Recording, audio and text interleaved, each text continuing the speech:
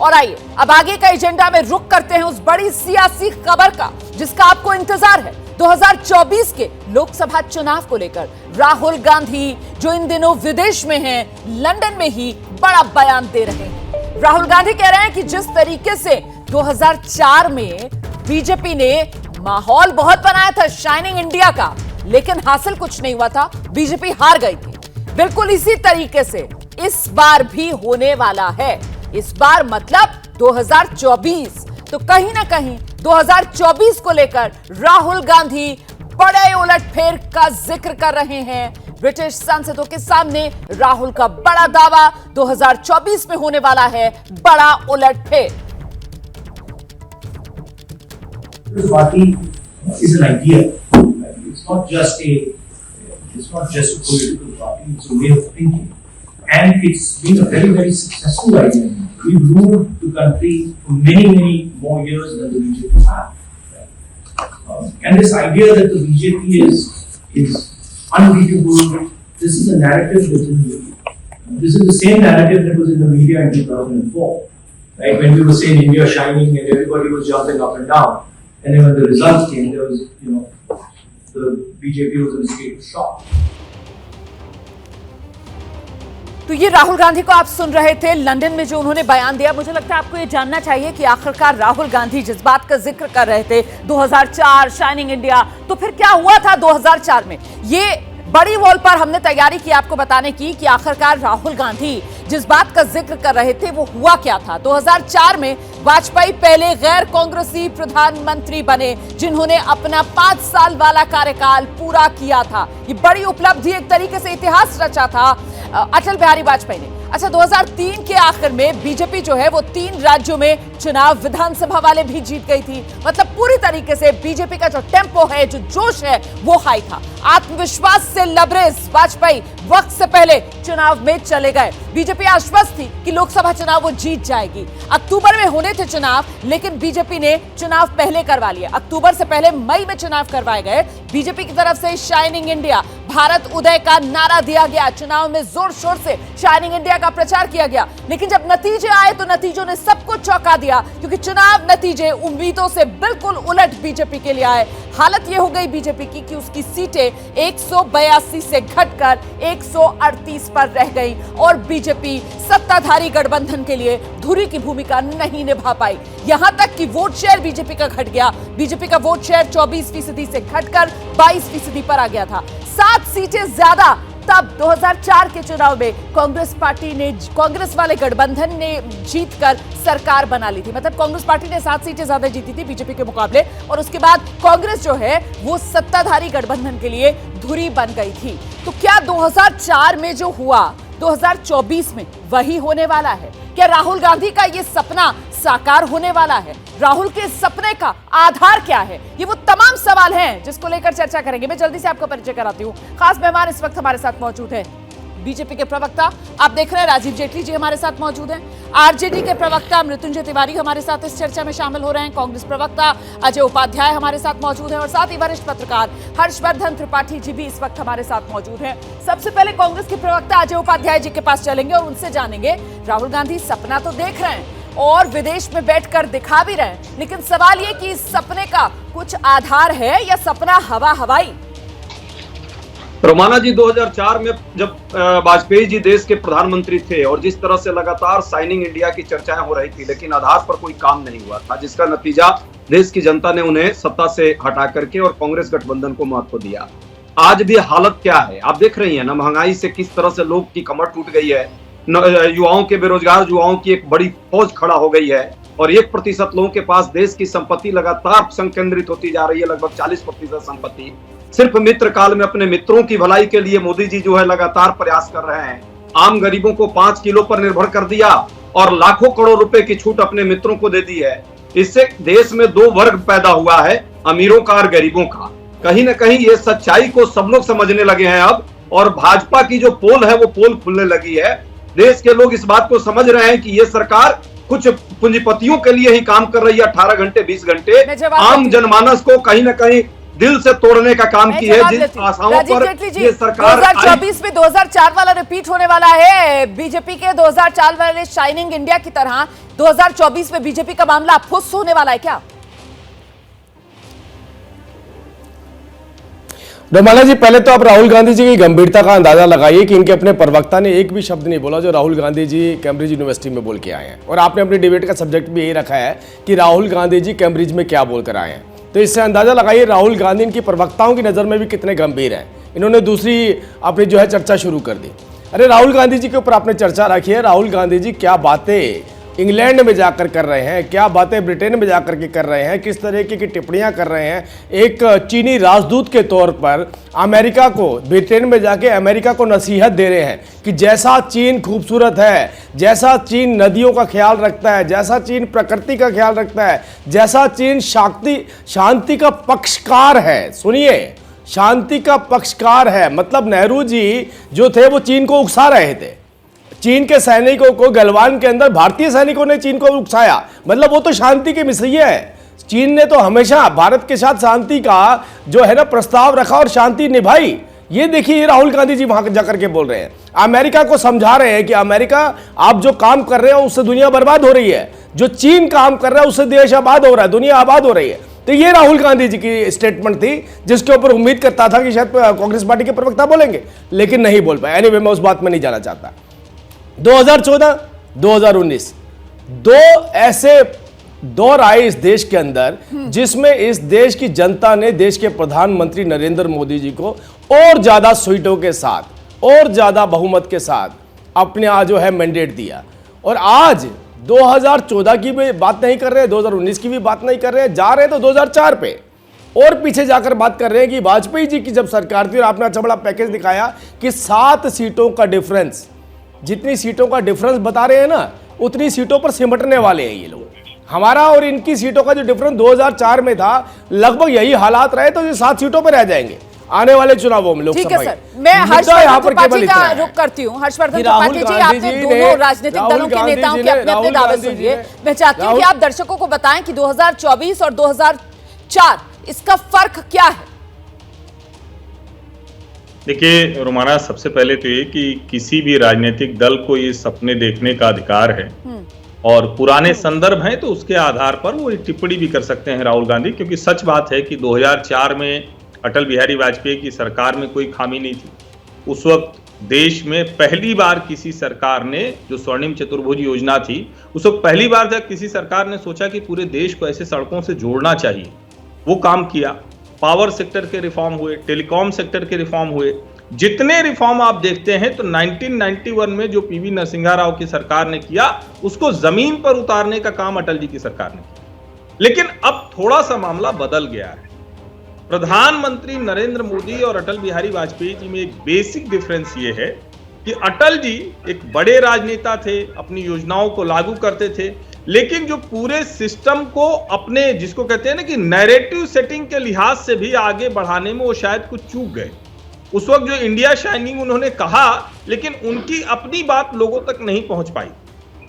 प्रधानमंत्री नरेंद्र मोदी इस जोखिम को जानते हैं। सर, मोदी बात जो आप कह रहे हैं कि साहब 4 और 24 के फर्क को समझना होगा कि वो अटल थे और ये मोदी है। मैं जल्दी से जरा मृत्युंजय तिवारी का रुख करती हूँ, आरजेडी के नेता हैं, इंतजार कर रहे हैं अपनी बारी का।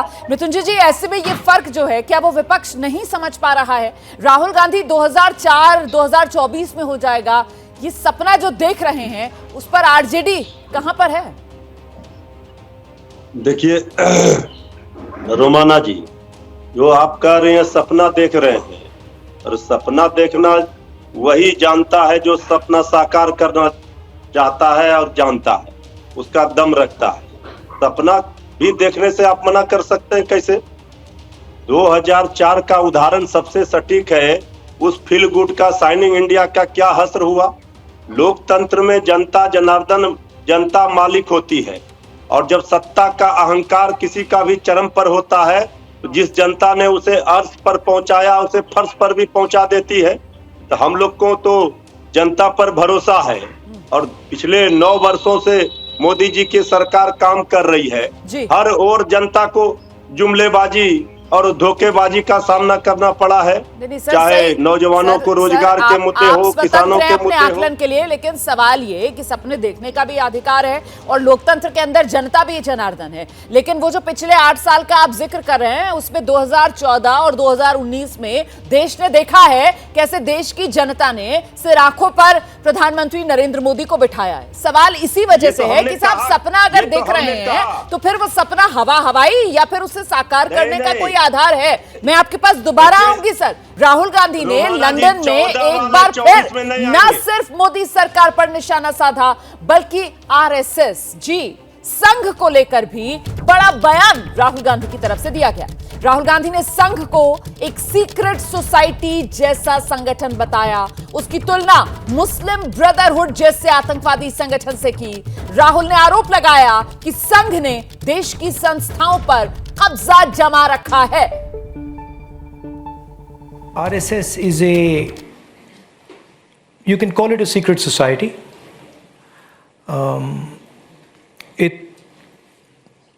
It's built along the lines of the Muslim Brotherhood, and the idea is to use the democratic contest to come to power and then subvert the democratic contest afterwards. And it's shocked me at how successful they've been at capturing the different institutions of our country.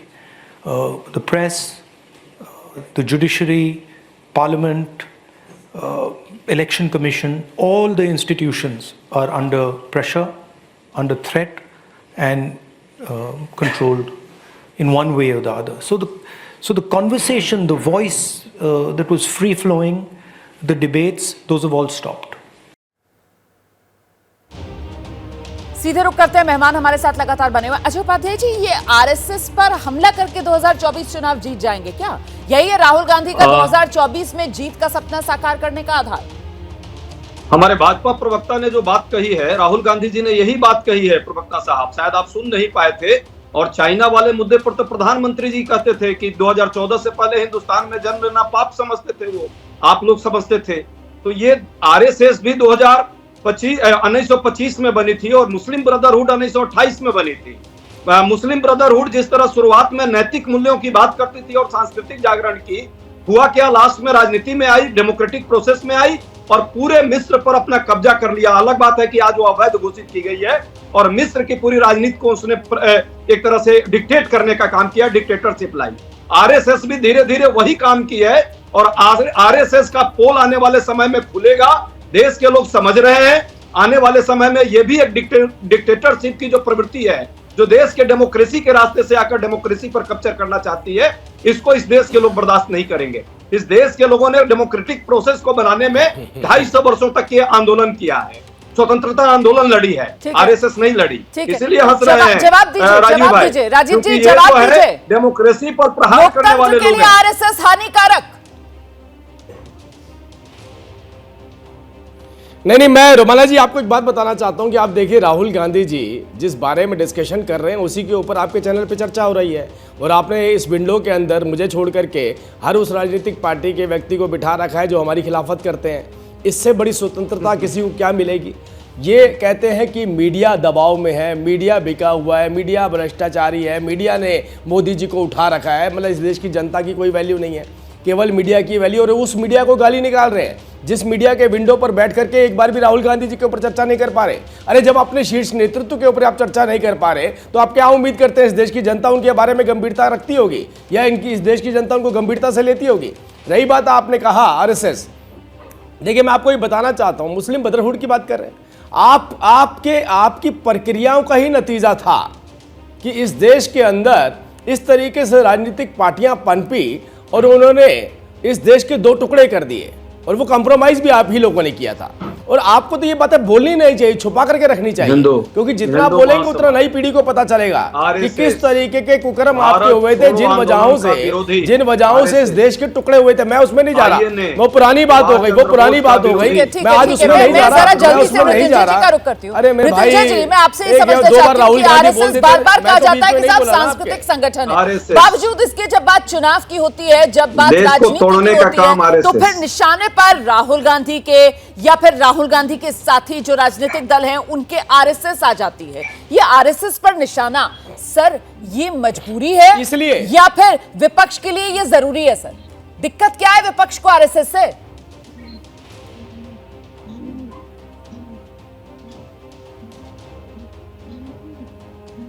हमसे पूछ रहे हैं? जी जी देखिए रोमाना जी, RSS का जो चाल चरित्र चेहरा है उससे सब लोग वाकिफ हैं। ये नफरत फैलाने वाले लोग, उन्माद फैलाने वाले लोग, तलवार बांटने वाले लोग, ये समाज को तोड़ने वाले लोग, इससे तो देश की जनता इनके खतरनाक डिजाइन को समझ चुकी है। जिस आरएसएस के कार्यालय में आज राष्ट्रीय ध्वज नहीं फहराया जाता था, कब से राष्ट्रीय ध्वज फहराना शुरू किया गया? वो राष्ट्रभक्ति का पाठ पढ़ा रहे हैं, देशभक्ति का पाठ पढ़ा रहे हैं, जिनके स्वतंत्रता के आंदोलन में जिनका कोई योगदान नहीं रहा। तो ये आरएसएस जो है, हमारे नेता आदरणीय लालू प्रसाद जी लगातार कहते थे भाजपा का मतलब है भारत जलाओ पार्टी। तो ये भाजपा ने 10 वर्षों तक सत्ता में भले कब्जा किया हो, लेकिन 24 में इनकी विदाई तय है। चाहे लाख अभी कोई भी दलील दे लें, हमारे राजीव जेटली जी तो जानते हैं हकीकत क्या है। ये तानाशाही और हिटलरशाही ये देश की जनता ने कभी बर्दाश्त नहीं किया है, और जब हिटलरशाही नहीं चली तो मोदी शाही भी नहीं चलेगी। ठीक है, मैं हर्षवर्धन त्रिपाठी जी का जल्दी से रुक करती हूँ। हर्षवर्धन त्रिपाठी जी, जिस अंदाज में विपक्ष जो है 2024 की तैयारी को लेकर निशाने पर ले रहा है मोदी सरकार को, तो सर क्या ये मोदी संघ पर प्रहार यही है विपक्ष के लिए 2024 का पूरा गेम प्लान? नहीं रोमाना, मुझे लगता है कि कुछ मुद्दा हो तो बात समझ में आए। हाँ। 42 करोड़ लोग गरीबी रेखा से ऊपर आए हैं, ये यूनाइटेड नेशंस की रिपोर्ट कह रही है, और ये पिछले 15 वर्षों का। हाँ, और जब नहीं पता होगा तो आपको संकट होगा। पढ़ाई करोड़ नीचे आना चाहिए, बीच में बोलते नहीं, अभद्रता होती है, ये बदतमीजी होती है। नहीं, गलत डाटा आप राष्ट्रीय अजय जी उन्हें बोलने दीजिए। आप दोबारा, सर मैं आपके पास आ जाऊंगी, आप जवाब दे दीजिएगा। अजय जी मैं जवाब के लिए आपके पास आ जाऊंगी, सर बोलने दीजिए। आइए हर्षवर्धन जी अपनी बात रखिए प्लीज।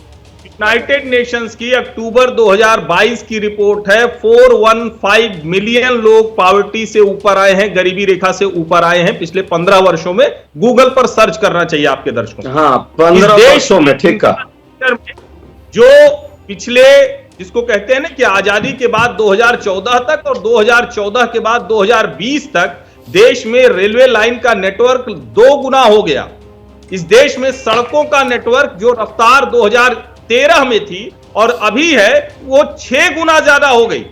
अब अगर देश की जनता को लगता है कि राहुल गांधी लंदन में जाकर, कैम्ब्रिज यूनिवर्सिटी में जाकर इस तरह की बात करेंगे और उस पर जनता भरोसा कर लेगी, राहुल गांधी वहां कहते हैं कि हमको बोलने नहीं दिया जाता है। ठीक है, वो देश के कितने विश्वविद्यालयों और विद्यालयों में छात्रों से संवाद कर चुके हैं, फिर भी कैम्ब्रिज में जाकर झूठ बोलते हैं कि मैं यहां बोल लेता हूं, वहां बोल नहीं पाता।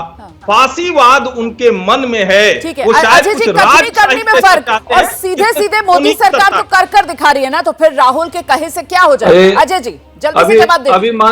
अभी हर्षवर्धन जी दोनों डाटा गलत बोले हैं। 15 वर्ष की बात कर रहे हैं तो ठीक है, यूपीए के टाइम में जरूर बढ़ा था, 29 करोड़ लोग गरीबी रेखा से ऊपर हुए थे। आज 23 करोड़ लोग जो है वाजपेयी जी के नीचे आए। और दूसरी बात, रोड की बात है, राहुल गांधी रोड की बात है, बीच में आ गए 60 सेकंड नहीं बोल पा रहे राहुल गांधी पे। यही बदतमीजी है इनकी, यही बदतमीजी है इनकी। अरे आप मोदी जी को जान दीजिए, नहीं आपको मौका दे रहे हैं। राहुल गांधी जी कहते हैं मुझे स्पेस नहीं मिलता मीडिया में, अब आपको मौका मिल रहा है तो दिखाई ना। राजीव जेटली 1 मिनट में राहुल गांधी जी पर राजीव जेटली जी प्लीज ऐसे सुनाइए। राजीव जेटली जी ऐसे चर्चा नहीं हो सकती है। अजय जी जल्दी से अपनी बात रख लीजिए। रोड की बात इन्होंने की है, दोनों तरफ का रोड। राहुल गांधी जी बेचारे वहां रो रहे हैं बैठ कर, इनके प्रवक्ता उनका नाम नहीं ले रहे हैं। मुझे दुख हो रहा है इस बात का। वो इतने एफर्ट लगा रहे हैं, इंग्लैंड तक चले गए कि मेरा नाम बहुत बहुत शुक्रिया आपका इस चर्चा में मेरे साथ शिरकत करने के लिए। कुल मिलाकर देखिए, दावे हर पक्ष की तरफ से अपने अपने किए जा रहे हैं। आखिर में जनता जनार्दन और फैसला जनता करेगी किसके दावे में कितना दम।